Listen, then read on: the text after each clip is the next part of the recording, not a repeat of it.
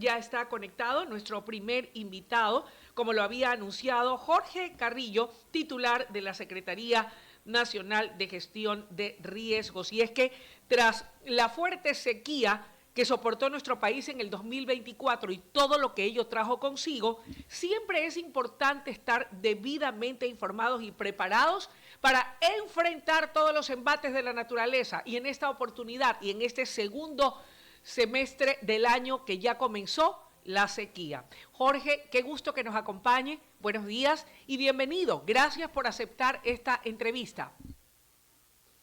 Buenos días, Luisa. Primero, desearle feliz cumpleaños, veo que está de cumpleaños. Y segundo, agradecerle por el espacio para informar a los ciudadanos de todo lo que está haciendo el gobierno nacional a través de la Secretaría Nacional de Gestión de Riesgos para prepararse para la sequía. Digamos, la sequía todavía no se denomina de esa manera. ¿Por qué? Porque para que se considere sequía debería haber 3 meses o un poco más de ausencia de lluvias, ¿no? Y en este momento todavía tenemos ligeras precipitaciones en ciertas ciudades, pero ya es verdad que no tenemos pues la intensidad que tuvimos en los meses de febrero y marzo. Jorge, me parece importantísimo aquello que usted ha clarificado y yo creo que antes de entrar en materia como tal y de saber lo que está haciendo la Secretaría Nacional de Riesgos, que sé que es una entidad de gobierno que trabaja arduamente en la prevención de desastres y da todo el apoyo, todo el contingente. Ya vamos a estar conversando del trabajo que vienen realizando en su administración.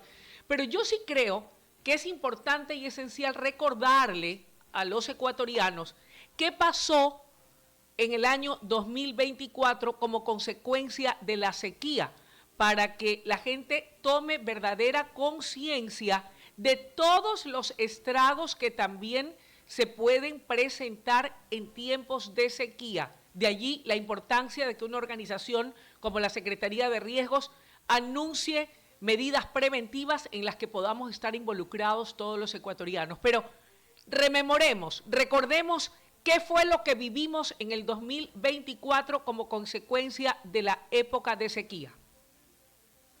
Sí, es importante tener la data presente porque los datos nos permiten corregir en algunos casos y obviamente mejorar en otros, ¿no? Tenemos que el año 2024 fue el año desde que la Secretaría Nacional de Gestión de Riesgos tiene registro en cuanto a la época seca e incendios forestales, fue el año con mayor afectación en cuanto a incendios forestales en la historia del Ecuador, o al menos desde que se tiene un registro, digamos, formal, ¿no? Tenemos 83.000 hectáreas de vegetación quemada, que fue resultado o fue producto de más de 5.000 eventos por incendios forestales. ¿Esto qué significa? Son dos cosas. Primero, la cantidad de eventos, o la cantidad de eventos va directamente relacionada con el inicio obviamente, los incendios.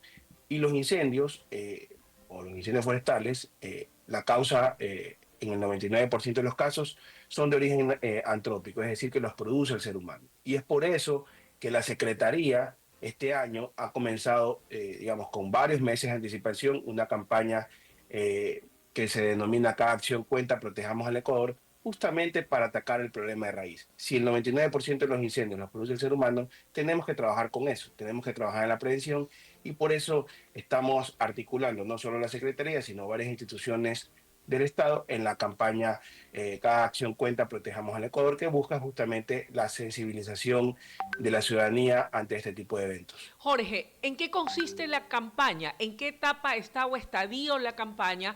¿A quién va dirigida? ¿Cuántas fases tiene? ¿Cómo involucrarnos? ¿Qué hacer? ¿Cómo participar de manera activa para concienciar de esto que usted ha recordado y que lamentamos profundamente? En efecto, muchos de los incendios que se llevaron vegetación, que se llevaron nuestros animalitos, en fin, esto que pudiéramos haberlo evitado, pero que desgraciadamente por el error, y digo el error porque qué equivocados pueden estar muchos seres humanos cuando son los que producen o provocan un incendio que luego puede tener consecuencias letales como las que usted ha señalado esta mañana. Cuéntenos todos los pormenores y detalles de esta campaña. Cada acción cuenta, protejamos al Ecuador. Sí, como le comentaba, el objetivo es de sensibilizar, informar y preparar a la ciudadanía ante los riesgos asociados a la época Z, que va desde junio, comienza más o menos, ya estamos, digamos, ya comenzó la ausencia de lluvias, si se quiere llamar de una manera, y va hasta noviembre, o se tiene previsto que vaya hasta noviembre del 2025.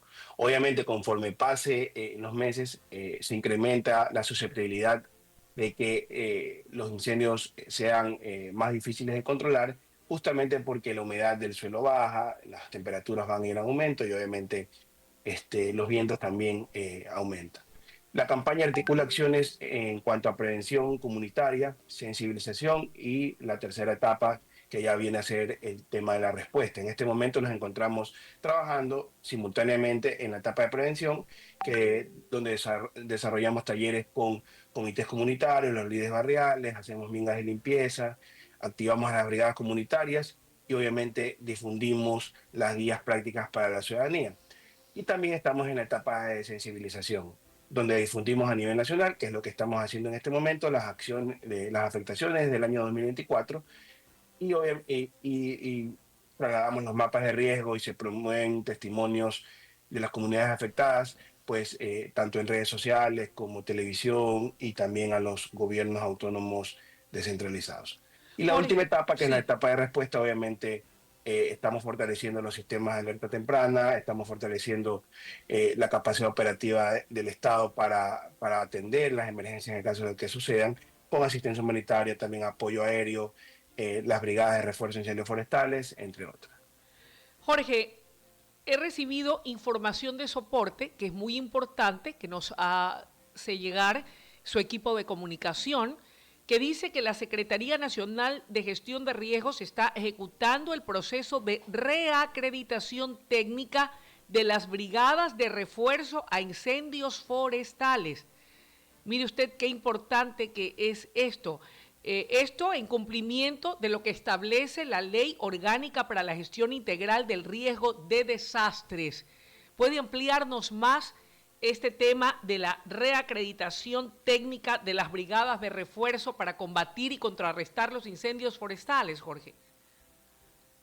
Sí, a ver, primero explicarle a la ciudadanía qué significan las brigadas de refuerzo de incendios forestales y por qué son importantes. Los incendios forestales son o se tratan de manera distinta que los incendios estructurales en la ciudad, obviamente por condiciones de topografía, condiciones de altura en algunos casos y también condiciones de viento. Por eso es importante eh, tener equipos acreditados. ¿Qué significa tener equipos acreditados? Equipos preparados para atender las emergencias. Esa es la primera. Y la segunda es que en el momento de una emergencia lo importante es que todos, digamos, todos los participantes dentro de la emergencia, todos los eh, operativos de la emergencia, tengamos el mismo lenguaje en el momento de actuar, ¿no? Es difícil cuando unos equipos de bomberos tienen unos lineamientos, otros equipos de bomberos tienen otro lineamiento, viene un tercer equipo que no necesariamente puede ser del cuerpo de bomberos, sino de otra institución, y finalmente hay problemas en la articulación de la emergencia.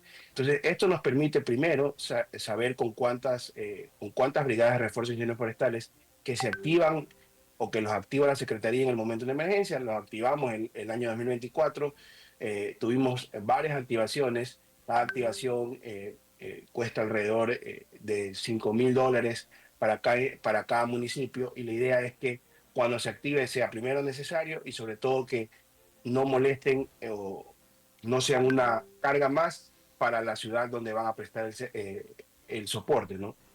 Entonces, esta acreditación se va a hacer del 24 al 28 de junio de este año en La Tacunga, y justamente lo que busca es eso, ¿no? Que tengamos brigadas de refuerzo de incendios forestales acreditadas para lo que resta del año, ¿no? Amables oyentes y televidentes, estamos dialogando con el señor Jorge Carrillo. Él es el secretario nacional de gestión de riesgos y nos está contando del esfuerzo que realiza esta organización gubernamental para poder prevenir, para poder mitigar cualquier circunstancia que pueda afectar al país en situaciones como la sequía, que si bien es cierto, como usted bien lo ha puntualizado, mi estimado Jorge, todavía no arranca como tal, digamos que al haberse ya suspendido la intensidad o la fuerza de las lluvias, aún garúa un poco o hay unas lluvias ligeras en determinados sectores, pero el clima va cambiando. Ahí tenemos estas imágenes de las brigadas a las que usted hacía referencia. Gracias por compartir con nosotros estas imágenes del trabajo que vienen realizando las brigadas de la Secretaría de Gestión de Riesgos para dar a conocer el trabajo que se viene realizando por parte de estas al impartir técnicas que permitan evitar y saber cómo actuar en caso de los temibles incendios forestales. Estimado Jorge, sabemos que dentro de estas actividades y de las labores que realiza esta importante secretaría, el gobierno nacional está fortaleciendo la capacidad de respuesta ante emergencias mediante el denominado crédito contingente. ¿De cuánto estamos hablando? ¿Cómo acceder al mismo? ¿De qué manera se trabaja con este crédito contingente? Denos más detalles, por favor. Sí, a ver, el crédito contingente es un crédito del BID de 11.8 millones de dólares que ha sido o está ya en proceso de ejecución. Y justamente lo que busca primero es fortalecer la capacidad de respuesta de la Secretaría y también cerrar la brecha que hemos tenido producto de la época lluviosa. Eso nos permite, digamos, seguir llegando donde las personas aún tienen afectaciones por la época lluviosa. Recordemos que una labor importante de la Secretaría es dar seguimiento hasta que las personas recuperen la normalidad que tenían previo a los eventos, ¿no? Entonces, en este momento se está llegando a todos los sectores identificados por parte de los GATS. Aquí es importante la articulación con los gobiernos autónomos descentralizados, con asistencia humanitaria, obviamente vituallas, también personas que han perdido sus enseres. También se está llegando a todos los sectores afectados. Hemos estado en Manabí, hemos estado en Los Ríos, en Guayas, obviamente, que son las provincias más afectadas, en Esmeraldas. De hecho, el otro día estuve conversando con la alcaldesa de Muisne, justamente articulando los sectores que nos hacían falta, y esa es la idea de la Secretaría, actuar de manera complementaria a los requerimientos de los gobiernos autónomos descentralizados. También se ha hecho inversiones en cuanto a movilización, equipo logístico. Una brecha importante que cubrir en el momento de la emergencia que tuvimos fue el tema de transportar la asistencia en camiones. También se está reforzando ese tema. También tenemos reforzar los alojamientos temporales con duchas móviles, con carpas humanitarias, etcétera. Entonces, todo eso se está haciendo gracias al crédito contingente del BID y finalmente se está ejecutando por parte de la Secretaría. Jorge, aparte de este crédito de contingencias que ha otorgado el BID, el Banco Interamericano de Desarrollo, y que me dice usted que está en proceso de desembolso, ¿cuál es el presupuesto que tiene la Secretaría General de Riesgos y de qué manera está siendo ejecutado? ¿Cuánto se ha podido ejecutar del mismo? Sí, a ver, nosotros, producto del crédito contingente, voy a separar ese crédito porque finalmente no es algo que es recurrente año a año. La Secretaría tiene alrededor de 5.4 millones de dólares de presupuesto de inversión y alrededor de 11 millones de dólares de gasto corriente.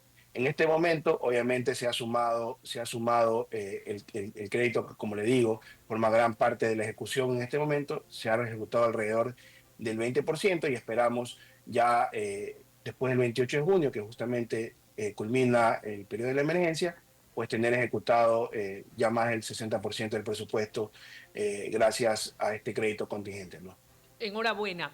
Jorge, algo que yo siempre me he preguntado y como comunicadora lo he visto, y digo como comunicadora porque no solamente he sido comunicadora de escritorio, sino que en el counter leyendo noticias o haciendo una entrevista como ahora, también hice reporterismo de campo y he podido ver cuando los colegas reporteros hacen sus reportes o sus informes en vivo en zonas donde suelen presentarse desastres, hay mucha resistencia de parte de la gente a salir y abandonar su casa, su terruño, su espacio, donde están sus animalitos, sus vaquitas, donde están sus gallinas, donde tiene lo suyo, sus aves, sus criaderos. Generalmente la gente más sencilla, la gente más humilde, que por A, B, X, Y o Z circunstancia se afincó, se asentó en una zona considerada de riesgo y peligrosa, pero que tal vez no teniendo un terreno propio, un lugar a donde vivir, escogió un lugar para poder afincarse allí, como muchos. Pero cuando las autoridades hablan con ellos y les dicen, sabe que usted tiene que abandonar este lugar porque es zona de riesgo, porque aquí no puede estar, porque es peligroso, porque su vida corre peligro, la gente a veces se resiste a abandonar y a salir.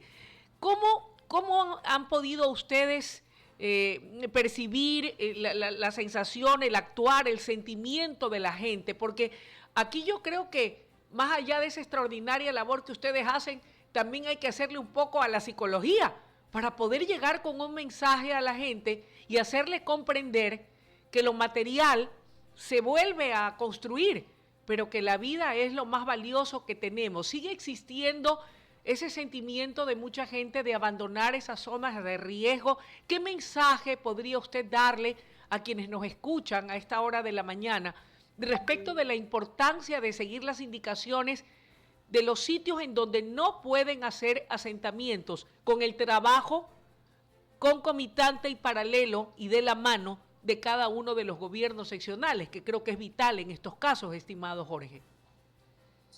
Sí, a ver, es un tema, digamos, no de ahora, de nuestro país. Nuestro país en varias zonas, en varias ciudades, en varios sectores del país están asentados o se han asentado en zonas de riesgo, porque lo que pasa, y desgraciadamente nuestras ciudades han crecido de la manera equivocada, ¿no?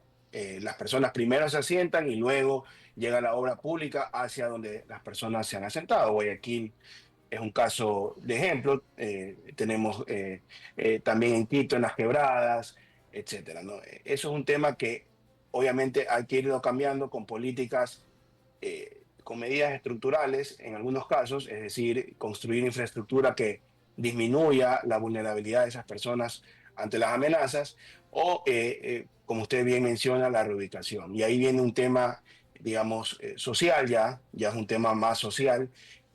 Pero finalmente cuando ya tiene la amenaza en curso, las personas sí entienden, y nos pasó en Piñas, nos ha pasado en algunos sectores donde ha habido aluviones, deslizamientos, que cuando ya las personas sienten, digamos, ese peligro o esa amenaza, pues obviamente están dispuestas a abandonar. Pero ahí viene el Estado a través de los programas de vivienda como el Midubi. De hecho, en Piñas tuvimos varias casas evacuadas, ¿no? No así casas destruidas, pero sí evacuadas porque se encontraban en la zona de riesgo. Entonces esas personas van a ser reubicadas en el proyecto habitacional que tiene el gobierno nacional para solucionar ese problema. Y así tenemos que ir ciudad por ciudad, ¿no? La idea es trabajar en medidas estructurales, como se hizo en Chone, por ejemplo, que este año, a pesar de las lluvias intensas que tuvieron, producto de la inversión que hizo el gobierno nacional de 11 millones de dólares en los cauces que atraviesan la ciudad de Chone, pues tuvimos esa medida estructural que permitió que este año Chone no sufra lo que sufrió inmediatamente el año pasado, que en 2024. Entonces, eso hay que encontrar el equilibrio entre las medidas estructurales en sectores donde obviamente hay mucha densidad poblacional y es muy difícil pues reubicar a todas las personas, y obviamente no se pueda pues también la reubicación. Oiga, usted ha tocado un punto muy importante al referirse a Manabí y un poco quisiera yo conocer, más allá de que celebro el trabajo que hace el gobierno nacional a través del presidente Daniel Noboa y de sus colaboradores.